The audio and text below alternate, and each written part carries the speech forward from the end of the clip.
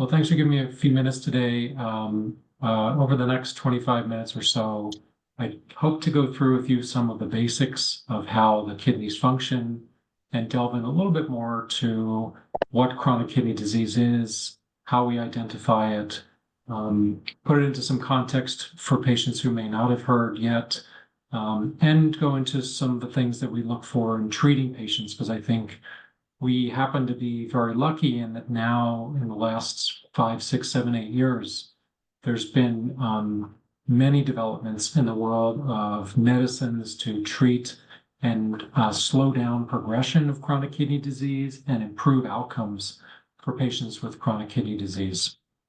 As Doris kindly said, I'm a nephrologist at Stanford, and my interest is in this area. It's in helping patients understand their kidney disease and what they can do to engage in their health for better outcomes in the long run. 3 objectives for my session of the talk today. First, I'd like to help folks understand how your kidneys keep you feeling well. They're this kind of silent organ that just bubbles along in the background and don't cause any trouble until there's something going wrong, and then all the fire alarms go off. Review the most common risk factors for developing kidney disease, and discuss some of the opportunities for disease prevention. And if you do develop chronic kidney disease, opportunities for slowing down chronic kidney disease progression. Probably most people on the call know about this panel on the left here and have a sense of where your kidneys sit.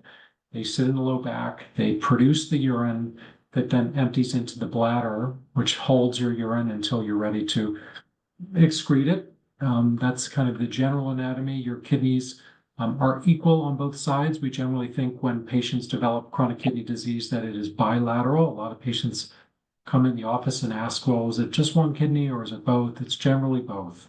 And you'll see why as we move on.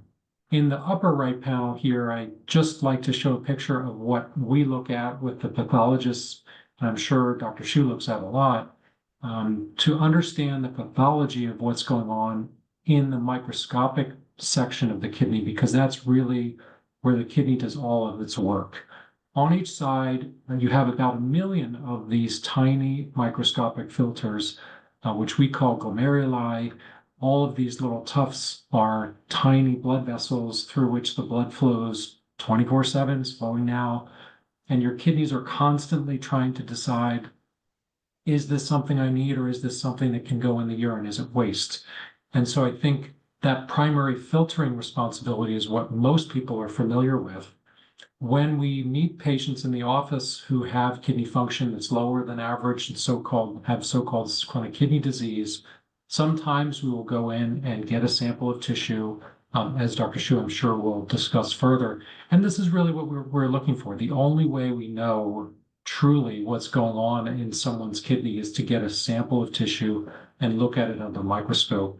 And that, in the context of general health, has historically made chronic kidney disease more difficult to identify, manage, because one, it doesn't cause any symptoms, like if your heart is not working so well or your lungs aren't working so well. Generally, patients know this. They've developed chest pain or shortness of breath. If the kidneys aren't working as well for whatever reason, they don't cause symptoms until very far along in the disease course. So we focused on the first probably primary function that most people know in what the kidneys do, and that is filtering. Part of that job, though, is balancing all of the electrolytes and the acid-base molecules in your body, maintaining adequate pH so that all the rest of the enzymes and chemicals in your body can function. And so constantly the kidneys are thinking, do I need this sodium? Do I need this potassium? Can I get rid of this magnesium? Does the body have enough water? Do I need to hold on to that? And a third function, which is very important, is that they're the primary water balancing organ in your body. While you lose some fluid in your stool, in your breath when you breathe, or sweat even, the primary point of exit, let's say, for all the fluid that you take in is urine. And so the kidneys are the primary organ in maintaining water balance. They also contribute to healthy bones by contributing to the vitamin D pathway, which some patients may know on the call, many patients do not. And one of the things I'll mention is that as chronic kidney disease progresses, we start to see malfunctions or perturbations in each of these 5 functions. So the last thing I like to highlight that the kidneys do is help in red blood cell production.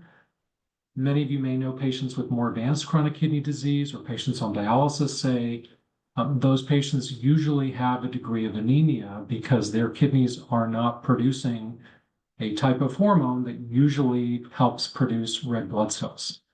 So as in the earlier stages of kidney disease, where some of you may be, we don't see many changes in these functions because when we're born, we have a lot more kidney function than we need to get through life, which is why patients are able to donate a kidney and still do fine with one. You only need one to get through life.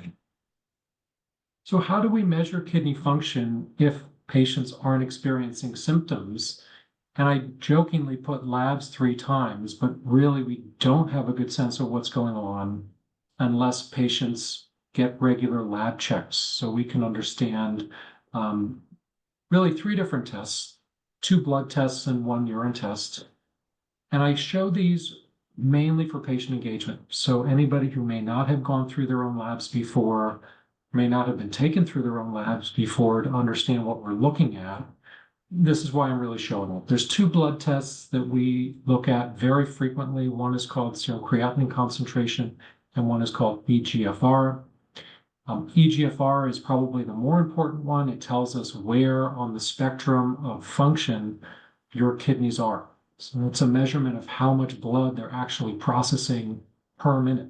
So the higher the GFR, the more filtering power your kidneys have. The lower the GFR, the less filtering power they have. And so people in early stages of CKD have a higher GFR, and you lose GFR as you progress to later stages. Conversely, as your kidney function gets worse, the creatinine concentration tends to rise. And I think most patients who are used to checking their labs know that high creatinine is worse and a low creatinine generally is better.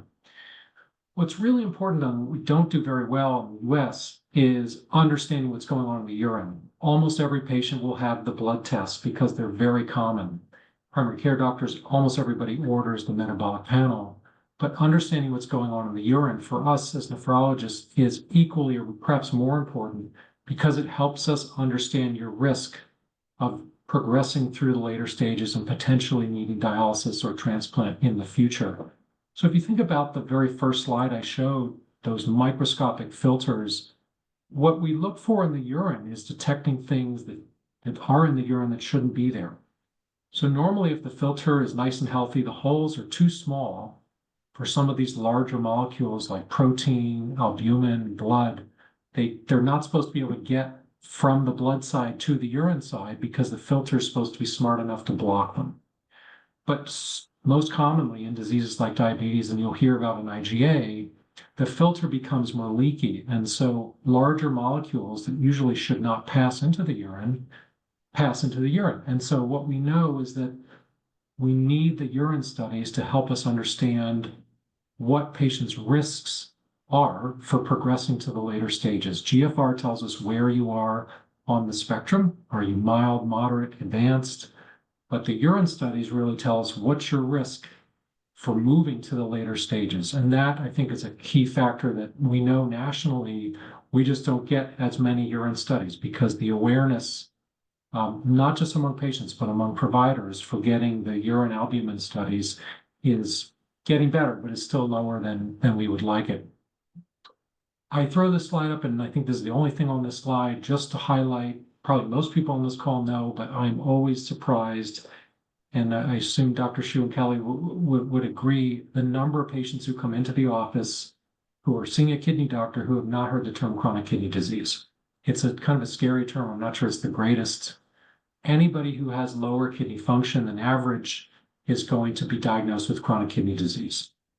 The most important thing, however, is immediately after hearing that you have this diagnosis, you want to know, well, what stage am I? Where am I on the spectrum? And what does it mean for me? This is the so-called NKF heat map. It's used in all of our guidelines, most recently published in 2024. And what I want to take you through is the two parameters of understanding your kidney function. So this is GFR here on the left, and this is albumin here on the top. And the colors correspond to risk of progression or risk of meeting the later stages or progressing to the later stages in your lifetime. So obviously green is where we all want to be, yellow is more mild risk, orange is a moderate risk, and red is a severe risk. And so they've really nicely laid out for all of us how to understand putting these GFRs and albumins in the urine into context. So you can see in the first box here that I highlighted in red, these are the different stages, 1 to 5. And these are the corresponding GFRs that fit patients into the different stages. Most patients we meet in the office are either in stage 3B with a GFR between 30 and 44, or stage 4 between 15 and 29 GFR. Equally important, however, is this albumin, degree of albuminuria, which you can see in the top panel here. Normal is we think of as less than 30. Mild to moderately elevated is 30 to 300, and severely elevated is greater than 300. And the point that I'll just drive home, because I only have a half an hour, is when you move to the higher degrees of albuminuria, it doesn't take very long to bump you into the red section. So you can see the kind of standard patient we meet in the office will have moderate GFR decline, but as soon as their albuminuria is increased to the moderate range, they're already in very high risk of progressing. And this is why understanding the degree of protein in your urine is so important. I only have 2 or 3 primary data slides from papers, but I thought it was really interesting to drive home a few points. This is a paper from a few years ago, 2021, that looked at awareness of chronic kidney disease, because in general, most patients, I think it's safe to say the majority of patients who have chronic kidney disease are not aware until later than they actually have it. And all this paper looked at, that I looked at many things, but what I wanted to point out was that there's many different ways of asking about kidney disease and many different terms that providers will use to ask patients or tell patients that they have chronic kidney disease. And what this group did was looked at all the different studies they could find evaluating awareness and went through some of the numbers here. So about 26.5% of pooled patients were aware that they had chronic kidney disease. In nephrology practices, this was obviously higher because they're seeing a kidney doctor. But what I found really interesting was the sensitivity of questions for CKD awareness. In other words, the way we as providers ask patients questions or communicate to patients really has a powerful effect on whether or not they internalize and understand what we're saying. So the most sensitive, or the most, we could look at that as the most popular phrase was providers saying kidney problem. This was what the group found was perhaps the most effective at communicating to patients that they had chronic kidney disease. And then the least sensitive they found was, when saying something to the effect of weak or failing kidneys, and there was a lot in between. I'll just say it as a 20-second anecdote, as a CKD person, I was surprised even 6 months ago when a patient I'd been following for 2 years was surprised when some other provider told them that they had chronic kidney disease. I had been following them for a while. And so I think it's really important to drive home the point that you don't always hear what providers are saying in the office, and the language that we use is important. This is not to scale, but it's a graphic I like to show patients just to stress that the causes of CKD are many. The primary causes that we know of are diabetes and hypertension. More rare causes are some inflammatory diseases, which Dr. Shu will focus on when he talks about IgA nephropathy, heart disease, vascular disease, certain types of infections, certain types of medications. So you can see most chronic kidney disease is not a primary kidney problem, but caused by some other stress to the body, inflicting damage on the kidneys themselves.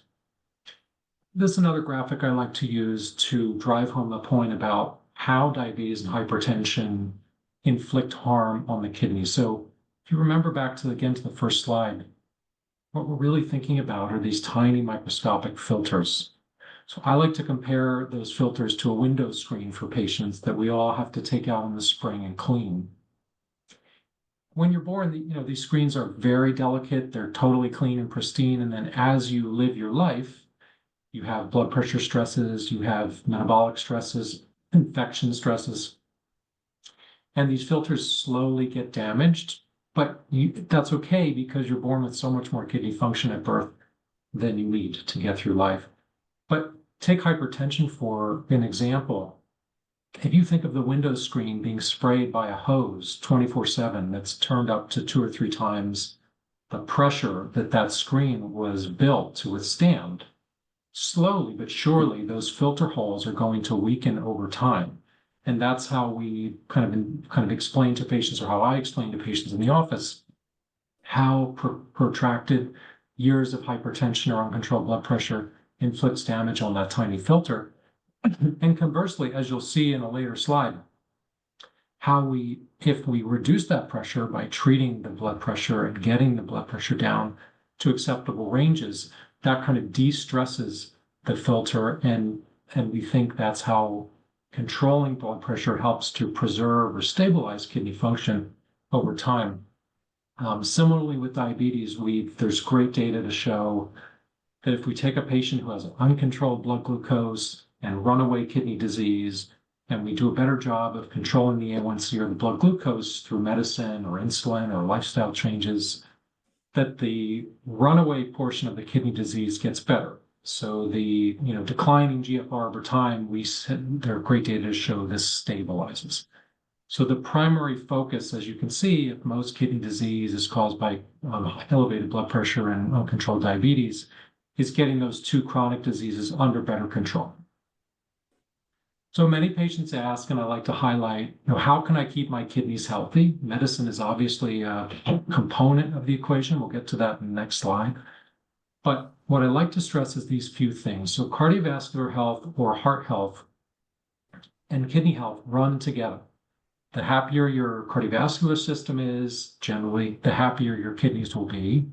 So doing things like the few points at the bottom, maintaining a healthy body weight, eating healthfully, getting regular exercise, not smoking, just treating your body and your cardiovascular system well, we generally think that this will benefit the kidney system, the kidneys function as well. And then controlling blood sugar if you do happen to have diabetes, controlling blood pressure if you have uncontrolled hypertension.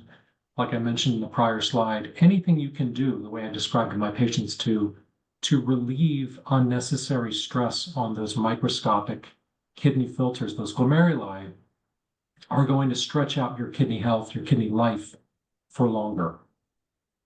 In addition to things that people can do on their own, treating CKD, there's a large component of this equation that relates to medicine, which I'll get to in a moment.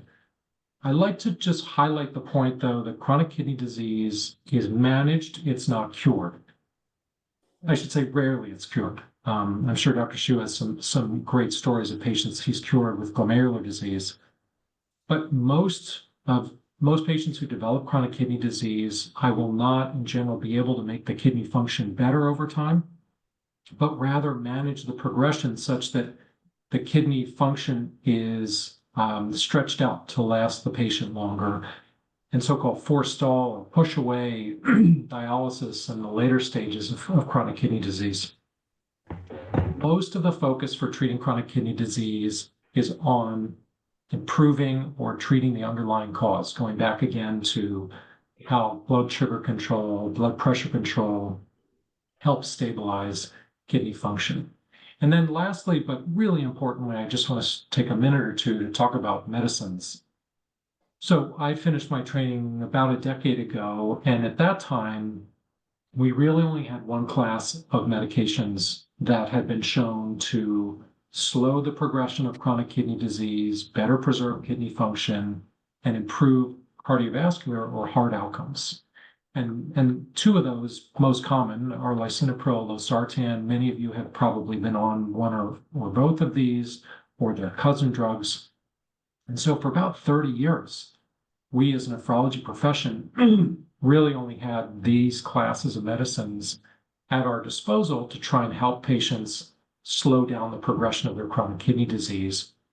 And as you'll see in the next slide, we are in a very exciting time in the world in medicine for patients with chronic kidney disease, because in the last several years, there's just been an explosion of medications that have been shown to do the same thing. Whereas we only had one class for 30 years, now we have 3 or 4. And so, as you'll notice, I just listed some of the common ones here. Dapagliflozin is Farxiga, and Empagliflozin is Jardiance. This is Ozempic and Mounjaro.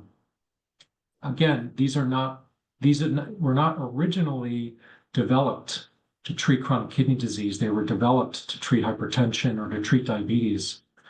But then we found all these wonderful outcomes that they seem to have. Not only do they preserve your kidney function for longer, they reduce your risk of developing end-stage kidney disease. They reduce your risk of cardiovascular outcomes, so heart attacks, heart failure, stroke.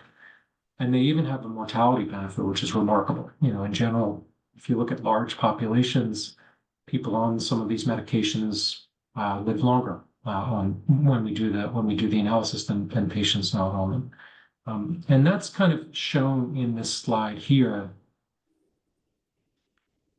So I titled it Acceleration of Kidney-Focused Therapeutics. So all of these medicines on the slide are, and you can see kind of the time course there, these are all medications with a kidney-focused indication. You can see back in the 90s and early 2000s, there were really 2 classes of medications that controlled, that slowed kidney disease progression. And this is what I learned in medical school and residency and fellowship. And then since 2015, you can see about 5 new that's actually 6 not on here.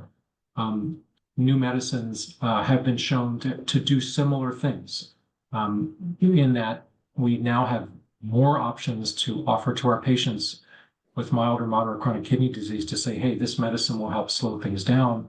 This medicine will help improve your cardiovascular risk. And so I think if you knew nothing else and you just looked at the timeline and looked at the number of yellow boxes, we had 2 for almost 30 years, and now there's been just many that have come to market. Now, granted, they are expensive. They're still relatively new, but in several years, they'll be generic. I think more practices are comfortable getting them paid for. But all these medicines have been shown to improve kidney outcomes and improve cardiovascular outcomes. And this slide here, I think, really drives home the point as to why I and others are so excited about being able to offer our patients more now to say, hey, we have more options to treat chronic kidney disease. This is a very common question that comes up in the office. So what if I don't need dialysis? Many patients, I argue the majority of patients with mild to moderate chronic kidney disease will not need dialysis. And so then it comes down to understanding what the risks are along the spectrum for those who may never need dialysis or transplant in their lifetime. As we mentioned, chronic kidney disease is completely asymptomatic until it's too late. And unfortunately, too many patients are caught late in the game. Our opportunity for reversibility and slowing disease progression is really in the early stages, sometimes even before patients meet nephrologists. So we want to be catching people in stage 3A, maybe even stage 2 if they have a lot of albuminuria, so that we have the potential to intervene.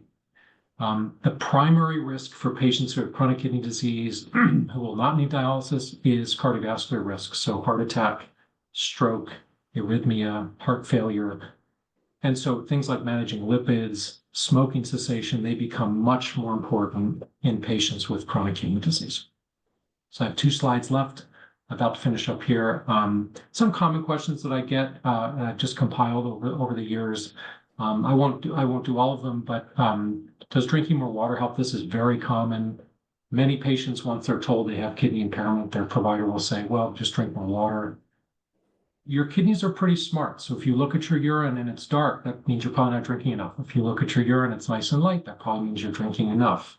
So I tend to tell patients to focus less on guzzling lots of water throughout the day because the kidneys really care if you're dehydrated. They don't care as much if you're overhydrated. Is there a supplement that I can take? In general, there are lots of supplements you'll find on the internet. I generally caution my patients because none of these that I'm aware of have been studied rigorously and been shown to slow progression. And then this question at the end, I think, came up from this group. So just in case someone out there had this, the question about do statins cause CKD? In general, when you look at our guidelines, statins are recommended for patients who have chronic kidney disease to mitigate that cardiovascular risk. So I want to make that point strongly. Here's my last slide, and just to say that maintaining your kidney health, preserving your kidney function, it's a multifaceted, multidisciplinary endeavor. No one person can do everything on their own. It's everything from healthy diet to exercise to taking medications and especially now making sure that there are no opportunities for your medication regimen to be further improved to improve your kidney health in the long run. And with that, I'll stop, and I think I will hand it over to Dr. Xu. Let me stop sharing. All right.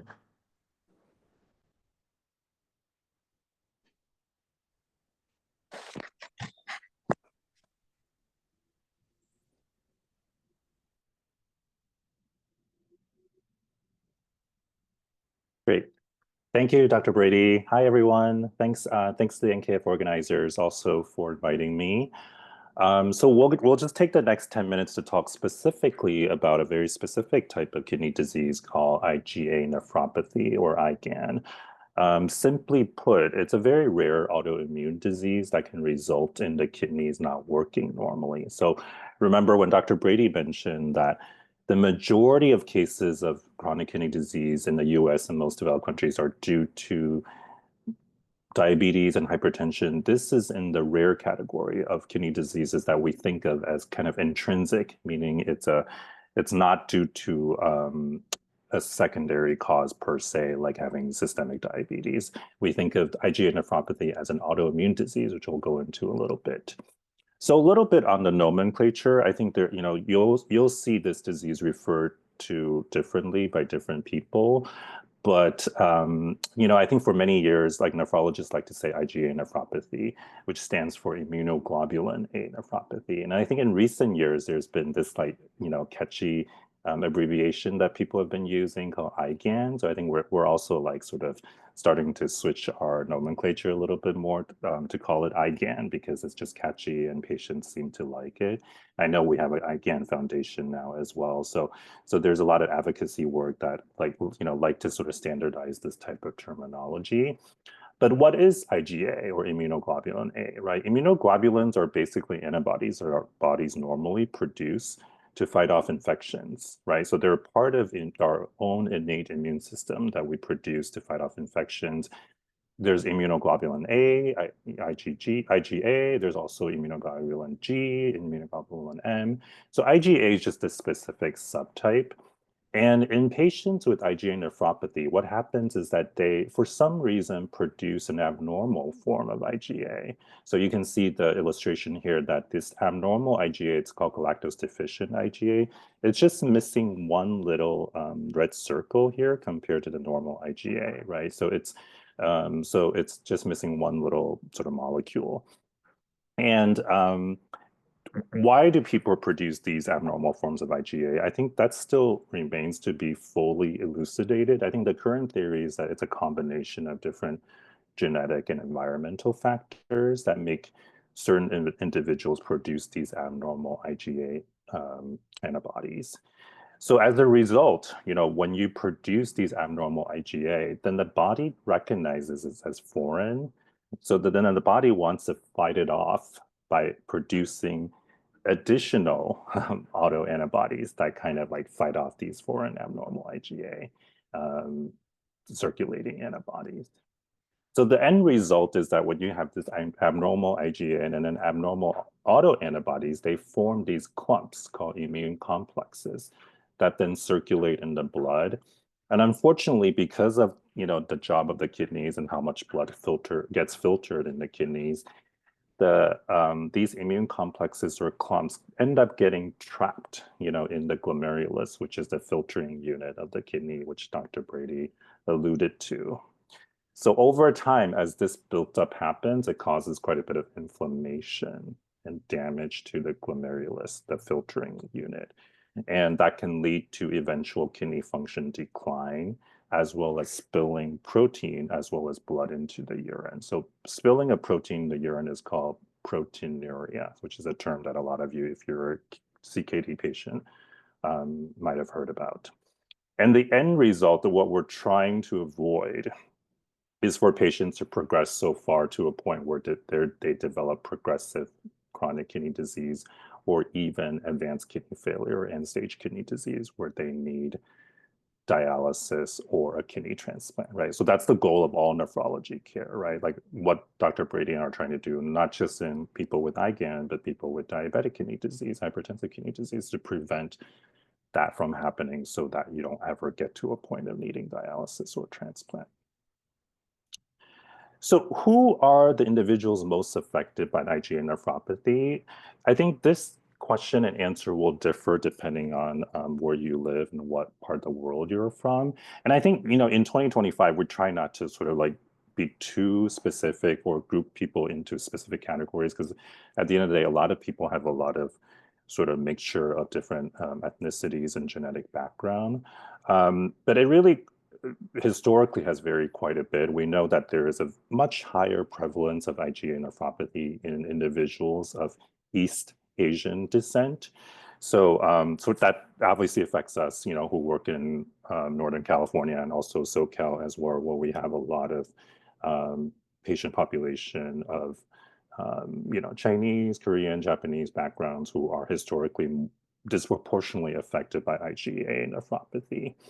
And interestingly, there's also like a gender disparity as well. So in the East Asian population, there's a 1-to-1 ratio approximately of male to female, whereas in IgA nephropathy affecting people of more like European ancestry, there's a male predominance of about 6-to-1. And then, but really, I think, for most of us providers who see a lot of IgAN, it really could occur in individuals of any ethnic background, which we do see, like people from South Asia, African Americans, European Americans, and Hispanics, and everyone. And then in terms of the age, it really can affect patients of all ages, but typically we see signs and symptoms tending to show up in young adults, age 20 to 40.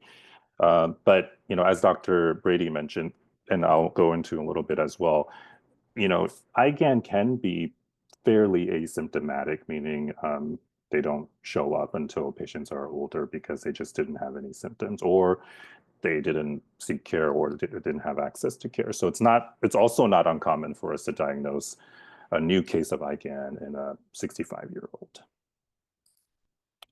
So what are the signs and symptoms of IgA nephropathy? We just, again, want to emphasize it could be different for different individuals. The first sign of IgAN is quite often blood or protein in the urine. So the blood in the urine can show up as like very visible blood that sometimes can occur after a viral infection, like if somebody has a cold or a flu, and then shortly thereafter they notice pink urine or maybe even tea color, dark cola color urine. That could be a scenario. Also, you may notice foamy urine. Now, foamy urine is, not super specific for protein in the urine, but it oftentimes does indicate elevated levels of protein or proteinuria. Another symptom is swelling. We call it edema. That often happens in dependent areas in your feet, your ankles, but can also happen in your hands and also around the eyes. And then also high blood pressure. Dr. Brady mentioned high blood pressure is a common cause of kidney disease, but in certain types of kidney diseases, especially glomerular diseases like IgA, or very inflammatory types of kidney diseases, the kidney disease itself can lead to higher blood pressure transiently as well. But again, just to emphasize again, IgAN, just like many, many other types of kidney disease, can be completely asymptomatic until a person has advanced to much more progressive chronic kidney disease. So it's really important that we try to detect early and catch people early. How is IgA nephropathy diagnosed or IgAN diagnosed, right? So if you notice any of the symptoms, that we mentioned on the last slide, then it's very important that you see a doctor and ideally get a lot of labs done, get blood tests and urine tests done. But confirming the diagnosis of IgAN requires a kidney biopsy. So a small sample of the kidney is taken. Usually the patient's laying down in a prone position, meaning stomach down. And then we look at the kidneys from the back, usually with an ultrasound probe, to ensure that the biopsy needle is going to the kidney and not hitting another major organ or a big blood vessel. And then importantly, echoing what Dr. Brady has said, the key numbers to track over time is your eGFR, which is your kidney function, and then your degree of proteinuria, which, commonly is expressed in the protein to creatinine ratio based on a spot urine sample. But it could, if your nephrologist or your doctor chooses to track the albumin to creatinine ratio, as is shown on the heat map, that's okay as well. And then in terms of treatment, there's a variety of treatment options right now, which is a great thing for our field. This slide just talks about some of the background things that we already do for patients with CKD, which Dr. Brady mentioned. But just to highlight a little bit about how much advancement we've made in terms of new therapies, right? Like in general, there's two main strategies of treatment for IgAN. On the left side, we have immunosuppression drugs, which are drugs that target our own immune system. So they help to decrease inflammation in the kidneys and the glomerulus, and also helps to decrease these abnormal IgA antibody production.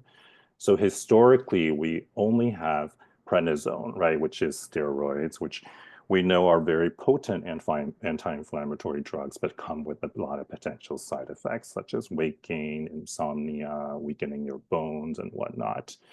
Whereas in the last few years, as alluded to before, we have explosion of potential other drugs like budesonide and iptacopan. These are potent immunosuppression drugs that target the immune system in different ways that have been shown to be beneficial in terms of slowing down progression of IgA nephropathy and lowering proteinuria, protein in the urine.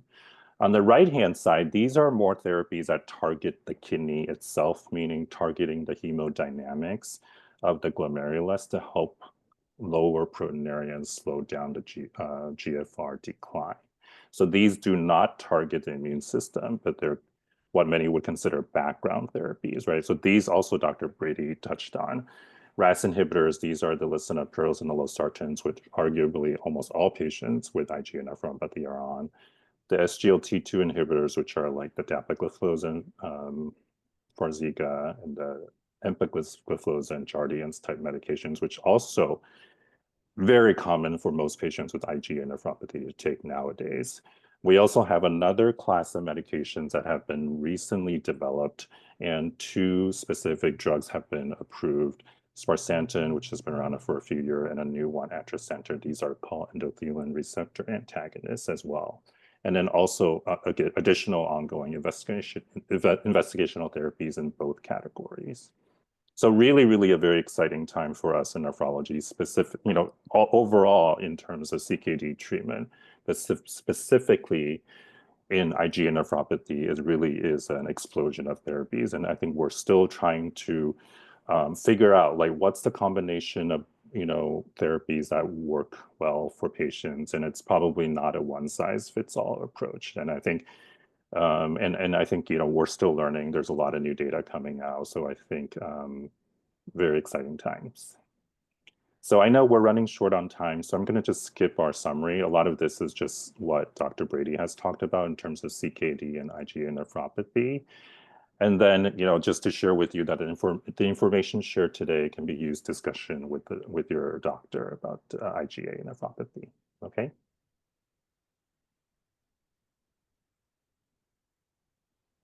Okay, thank you so much, Dr. Shu. Very, very valuable information and has me thinking about other questions I want to be asking. So much to learn.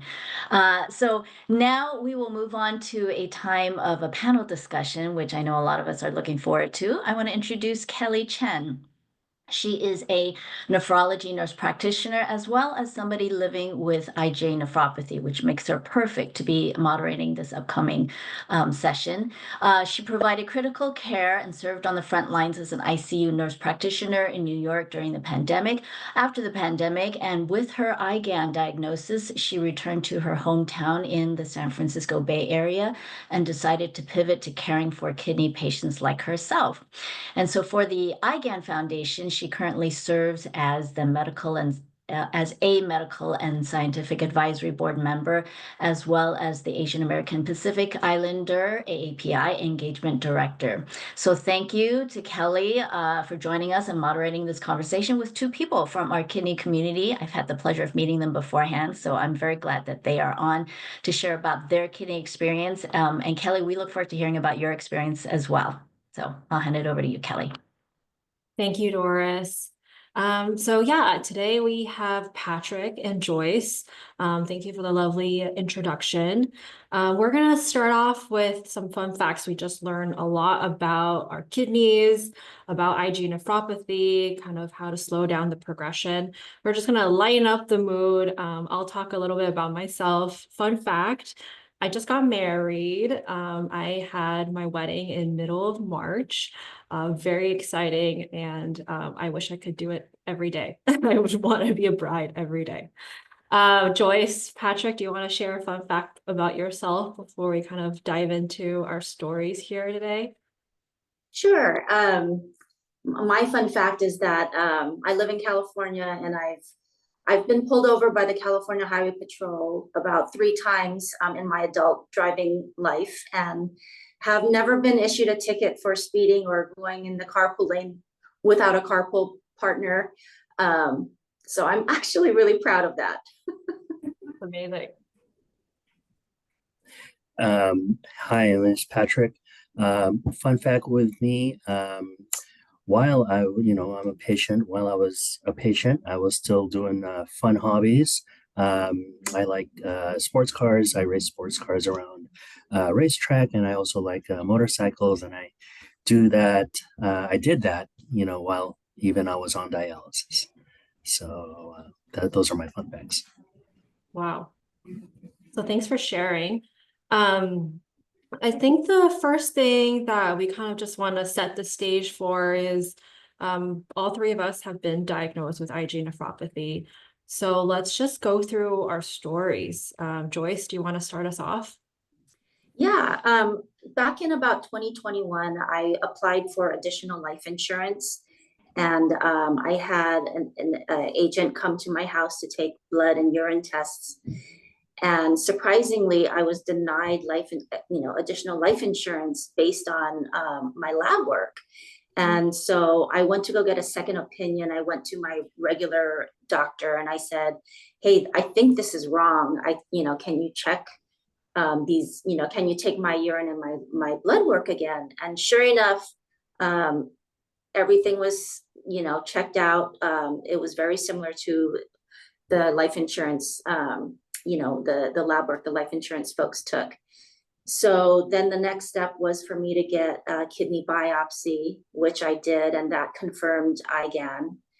I was seeing a doctor in Oakland, California, and she put me on a combination of 2 different drugs that originally worked for maybe 6 months, and then it stopped working. So she was concerned. So she referred me to Dr. Shu, who, is on this panel. And he recommended that I go on Filspari and Jardiance.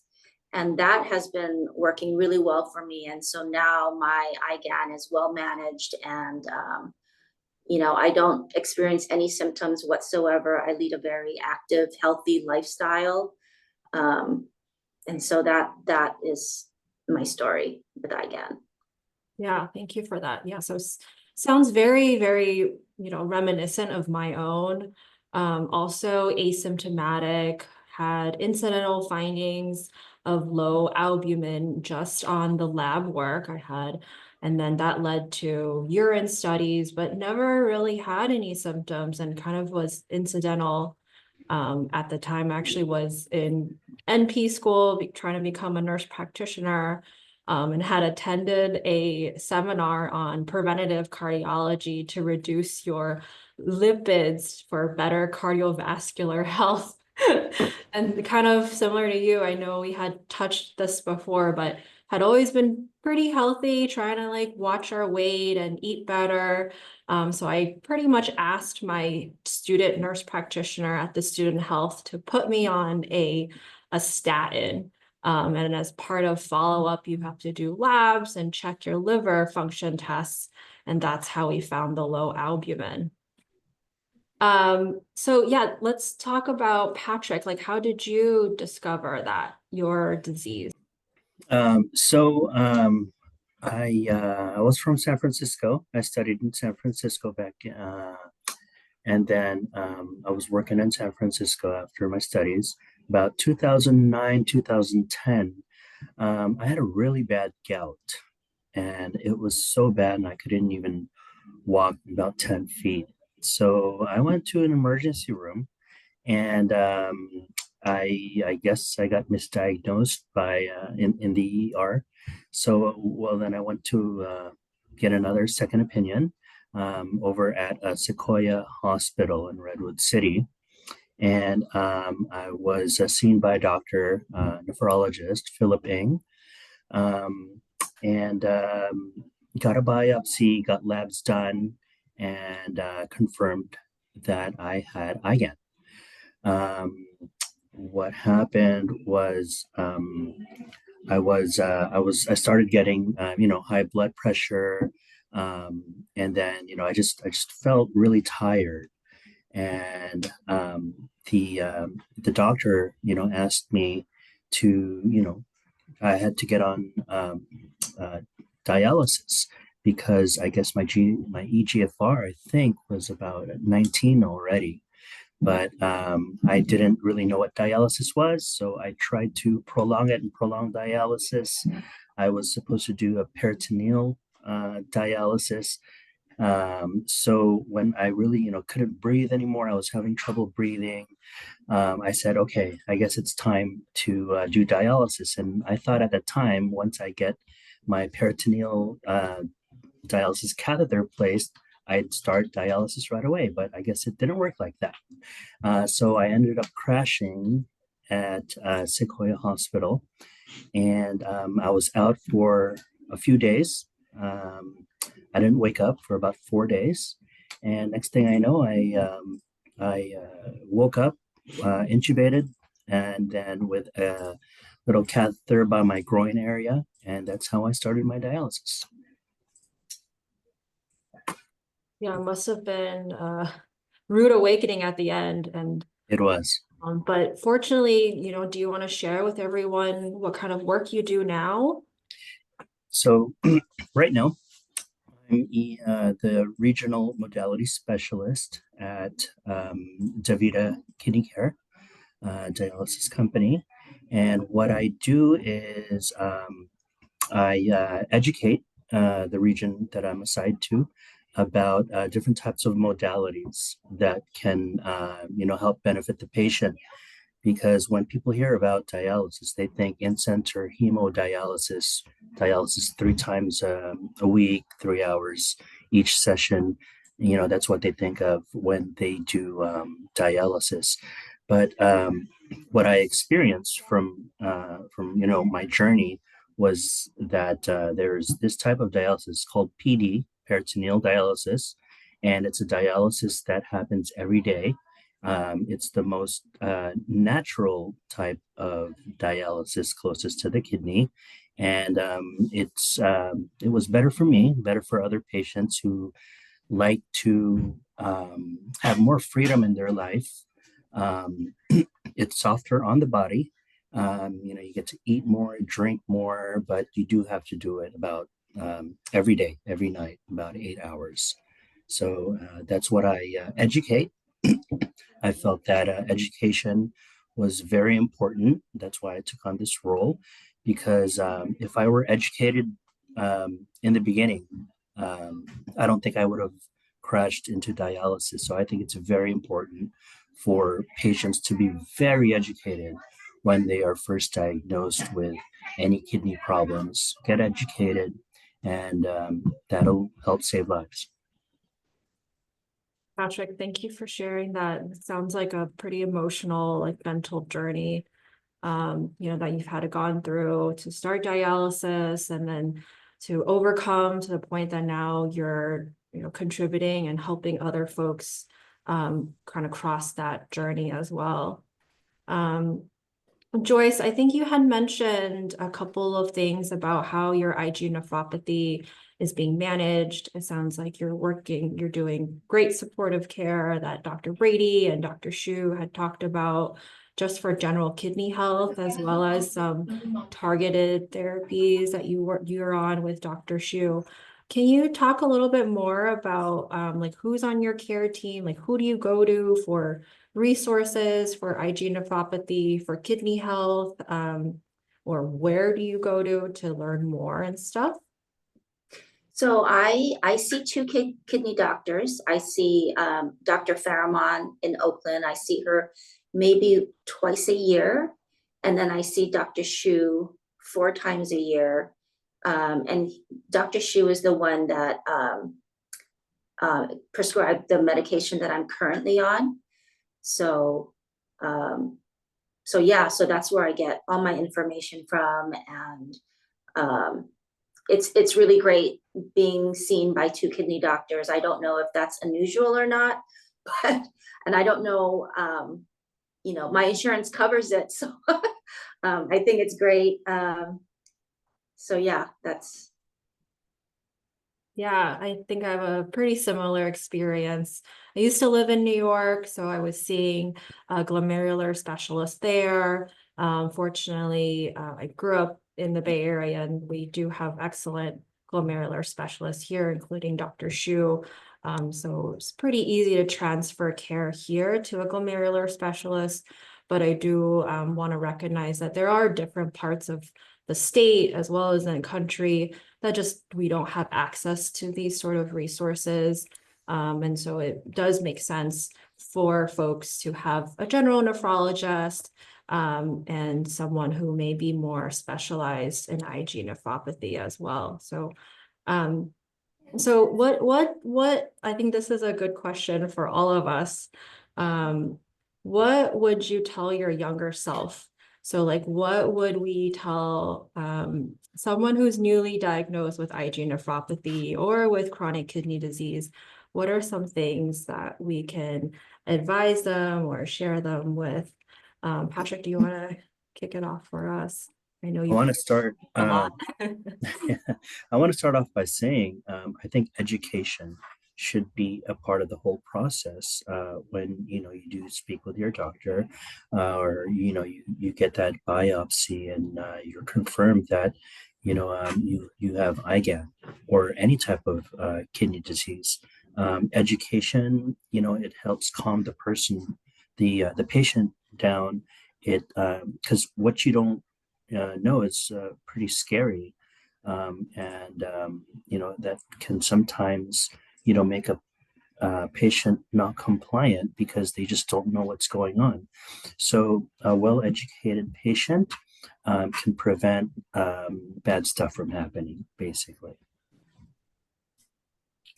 Yeah, and I think for me, it took a while for me to figure out what medications work for my body versus what initially worked, but then ended up not working as well.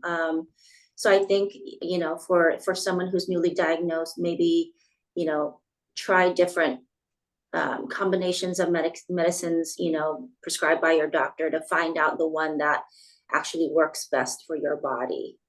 But also, like incidental findings of IgAN, I was lucky to have found it fairly, early. And so, I would just encourage everyone to just keep on getting tested and take your labs all the time and just be aware of the numbers that, that the labs are showing you. Yeah, it sounds like while on one end Joyce was asymptomatic, I think Patrick found out his disease a lot later stage. It was also asymptomatic for the large part of the course. At the same time, that reminds us that we should always be checking our labs, and kind of what I'm hearing from this panel, as well as from my own story, is that we should try to create a sort of, I think about this all the time, like a connection with our labs, and try not to disassociate with it as much as we want to.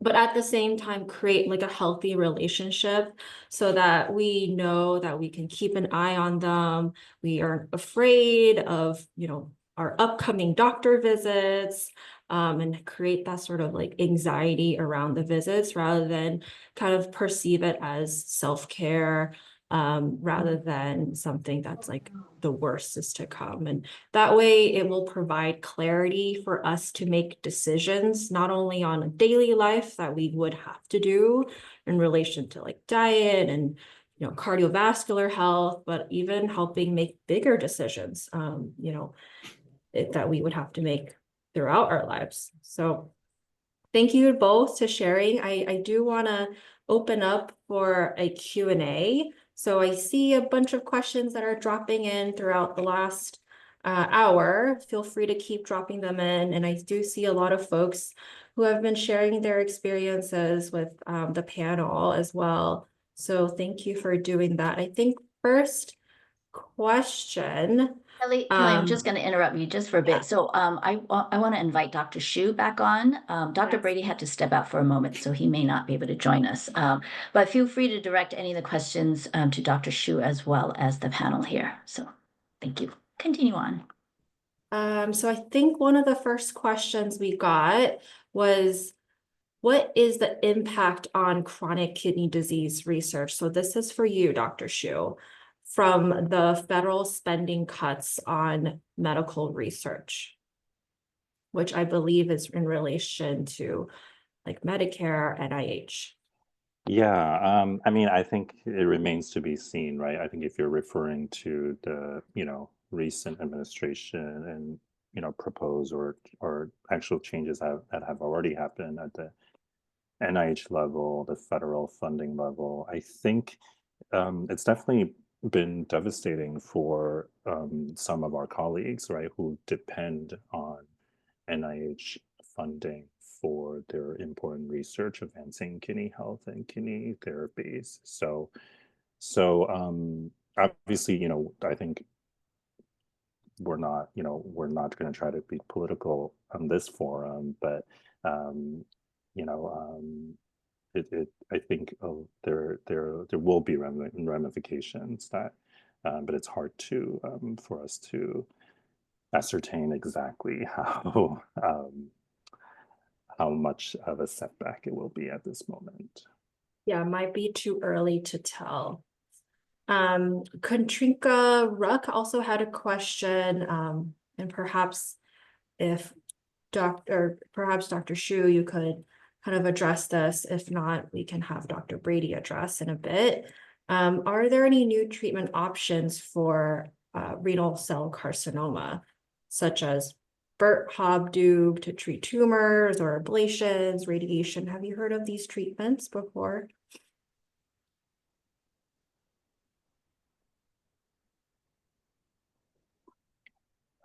Yeah, I don't know if Brian is. Brady is not on. So okay, that's Dr. okay. Shu, Yeah. Sorry. Yeah. Okay. We can Yeah. skip too if you would like me to ask Dr. Brady that. Yeah, that's not actually a question that's I feel like sort of very knowledgeable in terms of being able to answer, just because, I mean, it may sound kind of strange to the audience, but kidney cancers, like such as renal cell carcinoma, don't actually fall under the realm of what nephrologists do. Obviously, we take care of patients with kidney cancers all the time, especially if they have had surgery to take out a part of their kidney or one whole kidney, for example, and they develop chronic kidney disease as a result. But in terms of the actual oncotherapy, the malignancy targeting therapy, that is really up to the oncologist and also the urologist, the surgeon, who often is involved in that team as well. So this is really not the right forum necessarily for that question. Sorry about that. Yeah. So this is for you, Dr. Shu. Do you refer your patients to a dietitian, or do you have a registered dietitian on staff that you can access for as a resource for your patients? Yes, I do have a team of dietitians available at my institution that I do refer patients to frequently. And I think, Dr. Brady alluded to this in his presentation in the list of questions, right? Like, what is the optimal diet? It's actually, there's no one optimal diet. A lot of it depends on what stage of kidney disease you're at, also whether you have concurrent other conditions for which you have to, watch what your diet for, sort of, especially diabetes. So it is a good idea to have to be referred to a dietitian either within your nephrologist group or outside, just because dietitians can often help a lot more in terms of actually coming up with the pragmatic solutions, like what can I actually eat? Because I think that's a common complaint, right? A lot of our patients are like, well, I can't eat this, I can't eat that, I can't eat that. What's left? Yeah, I do believe they ask for a food journal, and then they can go through and provide like specific suggestions or alternatives. Patrick, Joyce, do you want to share your experience with the biopsy? Liam in the forum is asking, how bad did you feel during the biopsy? Okay, I can start. I was awake on my stomach during the biopsy. It was a weird feeling. I'm not going to sugarcoat it. Kind of felt weird and hurt a little bit, but it was nothing like I couldn't tolerate because I was just not asleep. It was just like some topical anesthesia, but then I felt like my insides being scraped, and that felt really weird.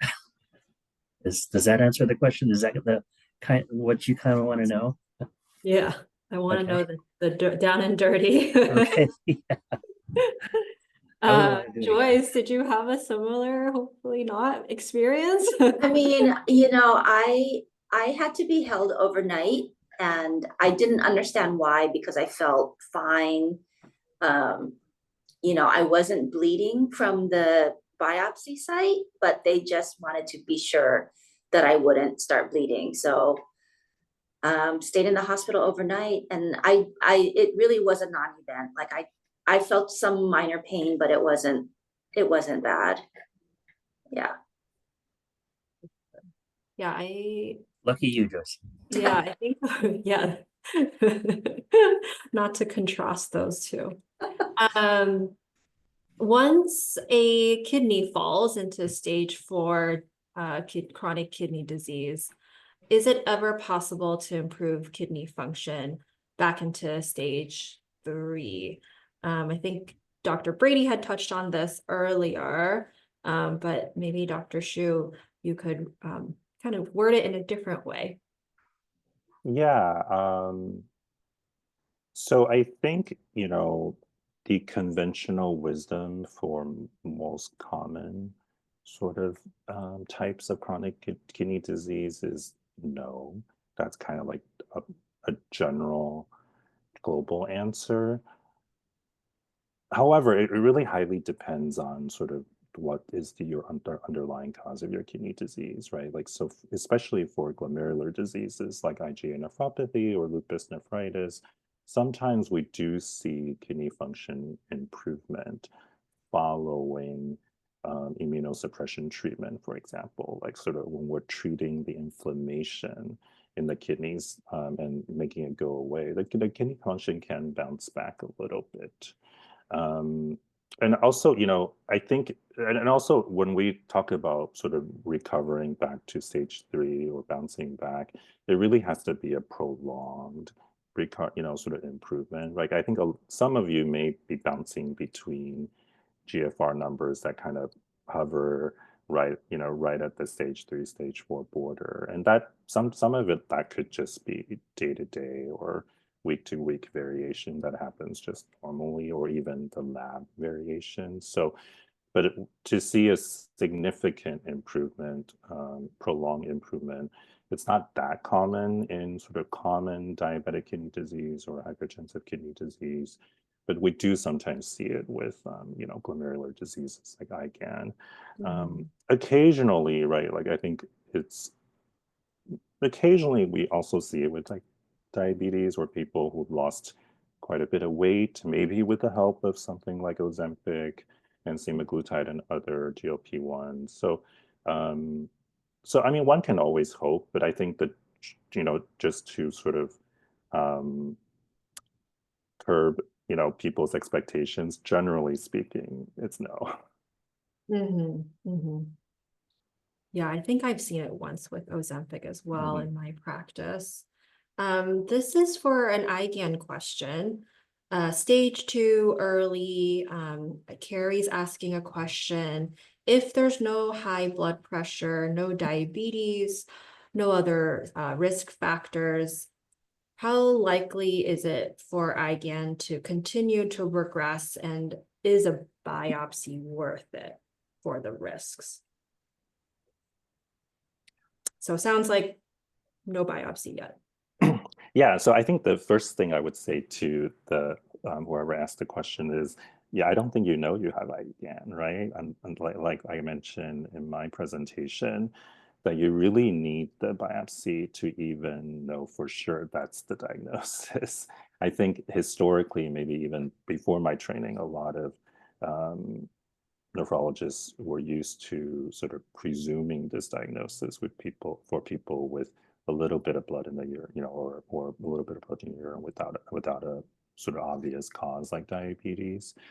So, but nowadays it's really not okay to sort of assume that IgA nephropathy is the diagnosis. So I think that's the first thing I would say to you.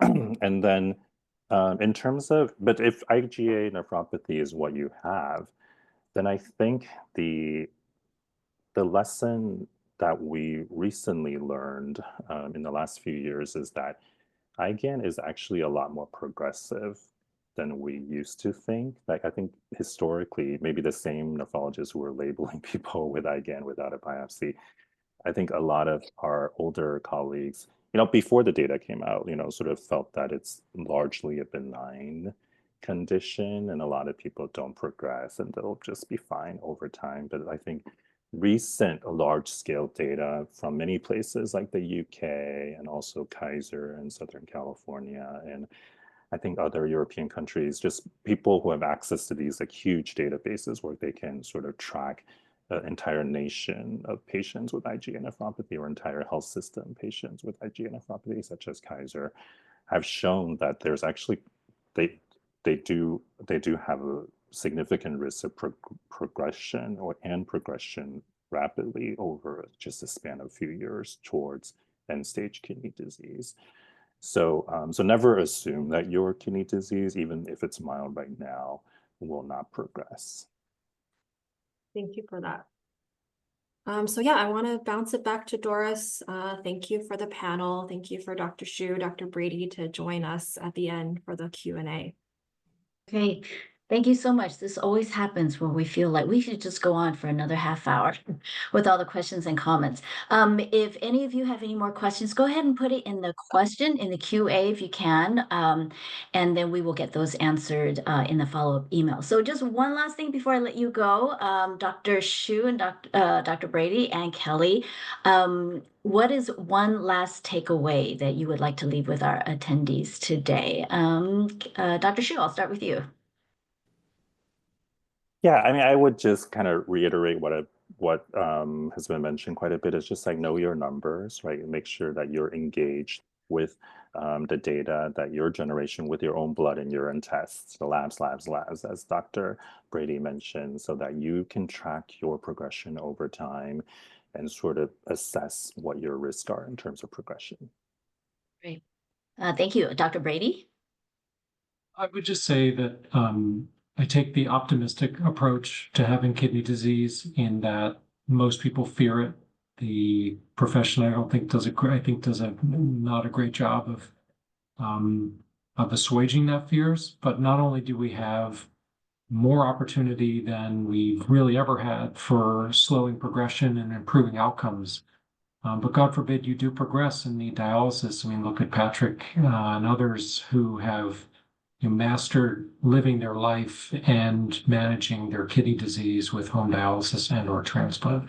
So I try to take an as optimistic approach as we can. I think that's really true in this day and age with CKD management. Great, thank you. And Kelly? I think I just want to iterate both of those comments. Know your labs, know your kidney health.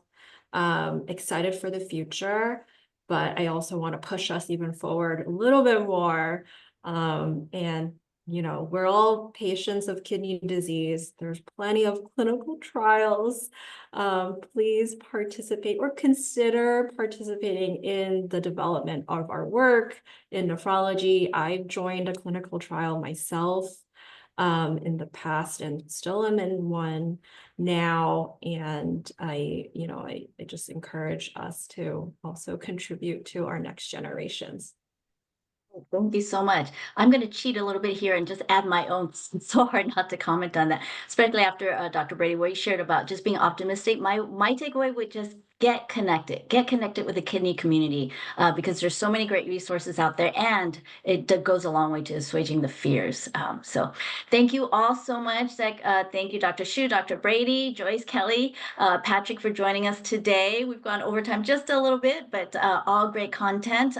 Thank you, Otska, for supporting us. Thank you to the planning committee and our team at NKF. We wish you all good health. Please complete the survey. The link is in the chat box, and it'll also be in the follow-up email. And if you want early access to the slide decks that were shared today, fill that out, and then the link to those will be in that as well. So thank you. Have a great day, and we wish you good health.